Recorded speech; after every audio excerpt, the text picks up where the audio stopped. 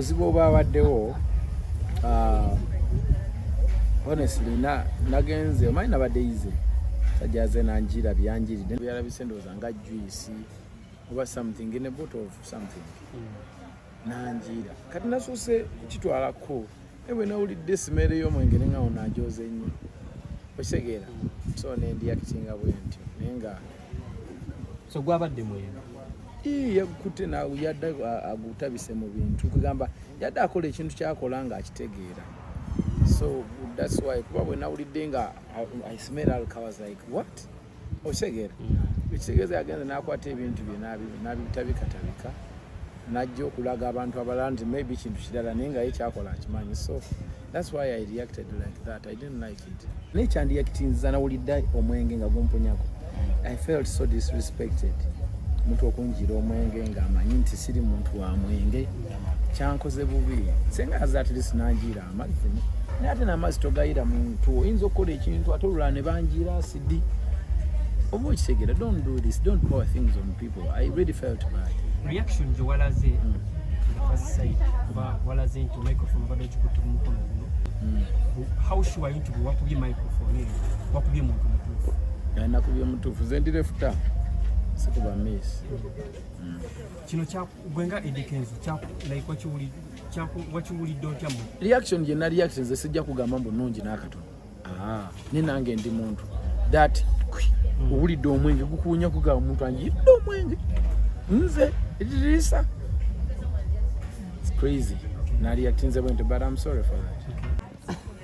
street things akumva kubanga natoba nnyo okitegeera that's my root, that's where I come from, you know. What? Nze nakulira mu mbeera gwe kankubulire blood ng'omala okugula emmere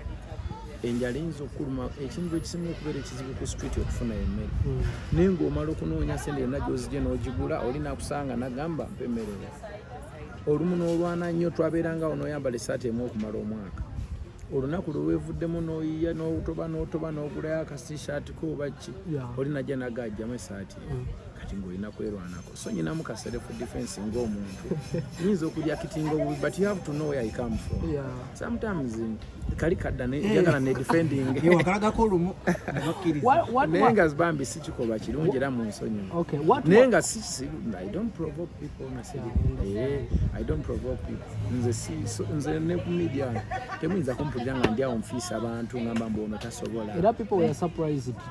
I don't provoke chovalaba nnyo nga waliwo amprovoking kinumanyo kale ndimu kinzijukiza wekanga noga mbere kubanga nayita mu mbeera eyo ebbanga ddene ey'okubeera omuntu okujja na provoking so basically ku street gwe weeyamba kubanga tewaaba ayamba stop ki gye wateekinze showagi wamaliriza kyonna gimaze bulungi abantu bamuyookedde ne mbagamba baneemumuleke abantu bennyini abantu bennyini no nzisaavuddewo naye abantu bareactinze ne bamugoba ne mbagamba please it's okay naye nga abantu badde baagala mulya bunyama lwaki avuka bakukyokoza nnyo ku stage n'owembaale yali ayagala kuwatamu lwakuba nti kati nze ndiyize they take advantage oli akulaba engeri gye weeyisamu nalowooza oli muje oba okiraba kugamba my character it makes people take advantage of it because ndize ndabye I've seen a lot. Let's talk about kino ekintu tekibadde kugwe weka na vinka kyambera ke South Sudan nwagine kijana kimubeerako waneno mu Uganda nawe kikubeddeko kye kyandikoleddwa waliwo yangambye mbo wanenya ba promoter stages muzisembeza nnyo mu bantu nze ndowooza kati abantu batandiko bateekako mu ka distance kuba tubasembeza nnyo ngo yagala omugongeko ate babaagala omubuuzeeko wali abalina laavu nga mbutuufu weetaaga nawe omuweko kahaaga mulimu omuntu gw'olaba asana kahaga ulire nga mbutuufu ye naye ate mulimu ate bali abakyamu bibagenda okwonoona ebintu byaffe naye namwe abayimbi musembeza nnyo abo abantu olusi bateekawo distance ate ne mukikola nagamba musembere omanyi omuntu akwagala muganda wange mu nsi eno tuyita mu bizibu bingi naye naye mukama bwakuwangayo omuntu akwagala mwagale bw'otamwagala oba weeriddeko olukuta kuba oyo abawo bantu baatidde ne bagaba bakwokyeza oba asidi oli bulungi muganda wange kuba ekintu kyadde kyeru nze ekintu ekyantiisizza ye muntu okufuna guts ezijja okuyira omuntu ebintu ku stage. We are not safe. Omuntu asooka okuyira asite. Era kati ndi mweraliikirivu nayingiddemu akafuya nenga bantu bano tebetaaga kwewa naye ate mbaagala kati simanyi. But you have big men as bouncers. Bobera ku stage lwaki abantu batugambye lwaki toba distancing at least abantu batakusemberera. Tubaagala nzisaagala nnyo okusenda abantu. Mpozi nga kinatandika butandisi nesaagala nnyo ku abantu bano mbaagala kati simanyi omukwano gwe gugenda okunzisa. Kino ekyakubeddeko last time ku share tekina kye kyakuyigiriza nti olina system gy'ogenda otandika. Era munange buli ekibaawo ebeera wake up call. Mukama abaakugamba nti anything can happen. Kuba nalabye acid nalabye action kuba omusajja oyo yadda aiminga face era lwakuba stage mpanvu kati yabadde wala niwe mulabe nga akunukkiriza n'okunukkiriza ogwasooka n'ayiwa nega n'akunukkiriza ogwokubiri naye nga nze ndi wala naye nga singa nadde wano wali yadde ye atagitinze kuyiwa mu face. Nga tumaliriza festival ogitambuza mpaka wetunatuuka eri mu November. November nga 12. Kiri kitya kituuseewa tusigazza byalo ki nga tufinalizinga wano ebyalo kyakutisiza okweyongerayo newawedde n'owummuzaamu ttu. Already tried to break in. Tosobola bannaye kubeera ng'oli back to back okoowa kuba kati ze newedde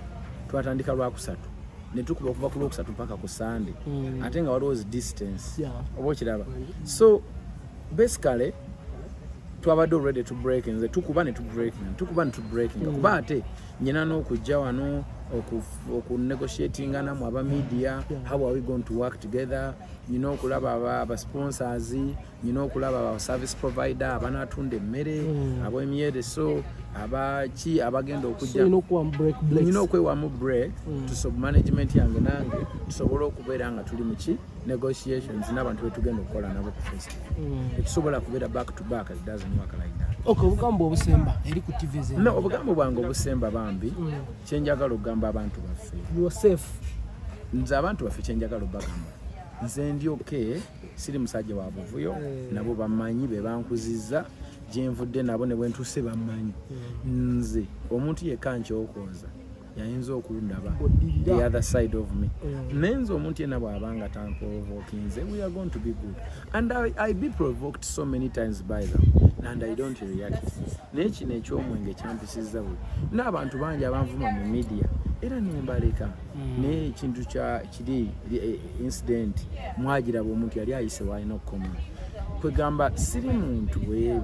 Waliwo omuntu eyagambye by the way tewandiyaktinze olw'omwenge kuba byebima ebifo by'oyimbiramu anti byebifo byenyimbiramu naye ate kubamu akafaananyi olw'okuba bye tuyimbiramu nga nange ngukutte nguyiridde omuntu anti mwe tuyimbira. Soko tubulieko kutuwa zoina wa Uganda. Tukyalina dates nyingi neetaaga nga ndabye kapapula naye tetusobola kutuuka buli wantu olw'obudde naye ekyomukisa omulungi nti omwaka ogujja eno festival we are celebrating Ugandan music. We are celebrating the friendship between Eddie Kenzo and the fans. Just celebrating olugendo gyenvudde nze abawagizi bange bamanyi mpise mu buwonvu na bugya mpise mu maggwa okutuuka wano. So we are uniting all of us buli anyumirwa Kenzo. We are uniting to celebrate. That's why chovola tuliwo kuvira ddala oli anatuuka ku Friday jasulawo Saturday kitandika ku macha mpaka ate Sunday ku macha oba kitegeera tuliwaawo olaba nga we are celebrating tugenda kuba n'abayimbi ba Uganda okuva kuono mpaka kuoli buli tugenda kuleeta abantu okuva buli mukwano gwange agenda kujja bwe kyoba omanya abayimbi n'abatali. So basically kyenyinza okugamba nti tugenda kutambula bulungi bino byabaddewo saagala bitiise mu bantu nti tugenda kutambula bulungi nabo ekikolwa ky'omunnaffe kye yakoze baakirabye si bwenti bwempisa abantu era ne musho zonna gyempise mwandigenzeeyo ko ne microphone eno ne mugaba ne Kenzo yayiseeko wano yakoze ati Kenzo yayiseeko wano yakoze ati abantu basanyufu. And ukyengezaako okulaga nti I'm trying to improve eno show yeri mu kutegekeza omwaka okola ki ogujja emyaka egiddako eno show njagala nji ku bantu baginkolere wadde nafa ebinge genda mu maaso wadde wakola ki wadde mba nafa kuba siriwo okubeerawo myaka naye njagala abantu bange baginkolere ne bwe ndiba nagenda mukama bw'ali bampise njagala esigalewo emyaka gyonna kubanga eno show it's not about me eno show bagita Eddie Kenzo Festival, but it's not about Eddie Kenzo. It's Eddie Kenzo and my fellow countrymen and women. Bo abanatunda kino abanatunda kiri abayimbi okuba motivating oku abalijja n'abaliddawo abaliwo n'abalijja like it's all about keeping a legacy kuba tulwanya olutalo okuba kwe tutuuse eggwanga lyaffe. So we are here to maintain that. Okay. We are here to maintain that for so long. That's why bino bye tutagenda kukola kuluna tetujja bikola omundi okola ki oguddako naye this time we are going to try our level best okumaking sure tukola ebintu bingi ne mu Road to Eddie Kenzo Festival ndi mu kuyiga era nyina byengenda okutereezaamu next year. Road to Eddie Kenzo Festival y'omwaka ogujja egenda kubeera far better and already neno first phase ye twakuze tulina bye tuyize bye tulina okutereeza. Second phase egenda kubeera era better, so we learn and by doing. Okay, thank you so much. Not the award winning BET winner sebo tusobola kuvuga ngo tuyogedde ku BET ezabaddewo abantu bazi winnings mu Uganda gwenke yagireetako sebo owulira otya? Mpulira bulungi okubanga tugirina mu ggwanga lyaffe naye ate mpulira bwe ntituliddewo jizi nze nali manyi titugenda kukyanguya. Not only me nze ndabanga it doesn't need to be me. It has to be me and other people. But tudire okubanga chance ebaawo not because nti bayimba bubi bayimba bulungi, but I think it's not the time yet. Naye nga zawedde abazifunye mbakulisa naye njagala bana Uganda bazifune abantu nera babanja guyokubiri bagamba gwayina ata siri mulungi omu enja kunsobola okuddayo nekyandinyambye nnyo nga mulala yansoose bwe nnaabanga ate nze nzizeeyo siri omu. But some Facebook in-laws they are against you kuba causing okubanga they can't support omuntu waabwe wano nosanga they are posting tugenda wagira muko mu nsi eno omuntu ono aba ayagala nnyo red oli ayagala nnyo green nayagala nnyo black onagamaza ate njagala nnyo purple so mwene ensi bwe tutyo abantu b'ensi bwe tutyo tosuubira nti buli muntu agenda kuwagira Eddie Kenzo nowe ate era atampagira nze simwinaako buzibu kubanga bwe biba buli muntu aba nekyoyisi. I don't mind. Kyankalanye na muntu yankoze ki yamprovoke teri muntu mulala yenna gwe nakutteko kate neetonderewe sina kye nakoze mbu kiwakoze tekyabadde kirungi nti tekyabadde kirungi kituufu naye ndi muntu ng'abantu abalala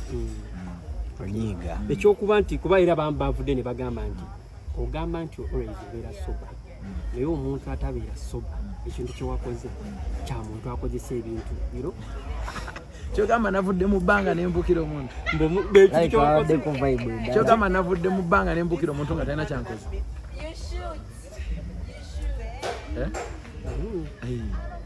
gwali ondabyeko nga nkyokoze omuntu sikyokoze niye omuntu ne bwobeera gwe ng'olikola mulimo gwe kywa nenkuyira like bamu akafaananyi weteeka mu kifaananyi kyange don't just judge olw'okuba omuntu tomutegeera bulungi oba oyina you want to give a comment but ekikola kye nakoze sijja kugamba nti kirungi but nga bwe nataalibwa muntu nange ndi acting ng'omuntu omulala but nsonyiwa for that but kiri kyonga nti abantu bagambye obeetondere bantu kira nabakoze eki agala kumanya omuwagizi wange tayinza kukola bwati. Olowooza nti no babadde ab'entalo z'ebifo bamusindise si oba ntalo za bifo it seems like someone wanted to spoil the show nga omanyi omuntu yalabye ekyo kuba twakoze omulimu mulungi abantu bebeera ne bobabuza basanyufu naye nga bwomanyi abantu abaagala okwonoona ebintu oli yazze nga kyayagala akimanyi lwaki okwata omwenge n'okuyiwa mu bintu nebuzaabuza ino so there is a problem. abagizi bagambye Eddie Kenzo waffe obusungu nga bungi ate nze ndi muntu nange atolooza nze saazaalibwa muntu nange nazaalibwa muntu I can react. Nze ni musajja akkiririza mu ddiini etakkiriza mwenge oba okitegeera kati bwe mpulira ng'onjiridde omwenge kirina engeri gye kinkolamu obubi oba okiraba oba oyise oba olina okukoma. Abamu bagambye nti omuyimbi yenna ebyo abisuubira lwaki kuba abawagizi babeera n'endowooza ez'enjawulo n'ebigendero eby'enjawulo naye engeri gy'oli attezeemu ng'omuyimbi senga omuyimbi akikola omuwagizi naye bajja kutandala twewe ebitiibwa just buli omwawo omulimu gwamu n'ekitiibwa muze nkusanyusa esanyuka nti tokola bintu bitali birungi era bagambye nti kuba kino si kyekisoose ensonga yemu yatuuka nekaso obusungu bagamba nga buli kumpi nnyo naye sitambula nga nkasuka mayinji era ngenda okureactinga ngaera waliwo nkyokoza nze sikyokoza bwoba ozongoberera emyaka gye maze mu industry sikyokoza muntu yenze I don't provoke nze sivuma n'abantu oli mpuliddeko nga ndi awo nvamu ebigambo ebiyingirira abalala I don't do these things nze ndowooza tutambule mpola bantu twewe ebitiibwa that's what I can say banze I give people respect nze mulimu ebintu ebisobola kukola mulamu bwange era siribikola ng'okukyokoza abantu okuyingirira eddembe ly'abalala I don't do these things because si birungi buli muntu alina feelings alina reaction ekitegeera so nze saagala nnyo kuleetera abantu nnaku kuba ennaku manyi kyetegeeza I was born to make people happy that's my calling mukama yandeeta ku nsi kuno nsanyusa abantu omulimu gwange kubasanyusa ndeka mbasanyuse kubanga kyekyandeeta ku nsi kuno era emirimu gyange wegirigwa mukama nantwala giriba giwedde naye kyeyandeeta okukola ndimu kukikola ndeka nkikole bwonyingirira oyinza okufuna obuzibu otegedde saagala kunyingirira kuba nange siyingirira solve the times man ekintu kino kyandibedde kibeere eriffe abantu kitandikire ku ffe twewe ebitiibwa twagalane tuwaŋŋane ebitiibwa buli omu mu kategore ye don't undermine someone buli muntu amatalinga ffeffe ennyini nga tebanatuteekamu security kutufunyana kutugaba muddeeri wenyini weefuge omuntu bw'oteefuga kirabika bubi naye nagezaako okukola research banga nti amenye wa ku kitundu ye musajja bw'atyo wamaze n'omufuna ye nga ye wakoze research kuba tolabye bawusa abo balinga abakkirira mu audience bamulumbye ne mbagamba mumuleke bamufunye ne mbagamba mumuleke microphone yamukutte ali atya mu mbeera ki embeera gyalimu ali atya for sure amanyi gadde mangi ate era efuti y'omusuuza giraba edduka ali okay naye nga nange saali akitinze bulungi ng'omuntu olw'okuba nti nga bw'omanyi omuntu aba anyiiza ava mu mbeera ekikolera so yagenze maaso yagenze maaso ono yadde ayagala gyonoona kireka zaadde entalo za ku bitundu naye nga baagala kwonoona eventi kubanga oli yadde aggulawo eyo sho yadde omuntu yadde aggulawo hoteli ye yagula Edken Road to Edikenzo Festival ye yagigula okuopeninga hoteli ye okyegedde kati eventi neba yakabi nnyo nenyuma nnyo kati maybe nga omanyi business ze ku kitundu olinaga tekewo embeera eyinza okuleetamu amawulire amaki amalala 88.8 CBS FM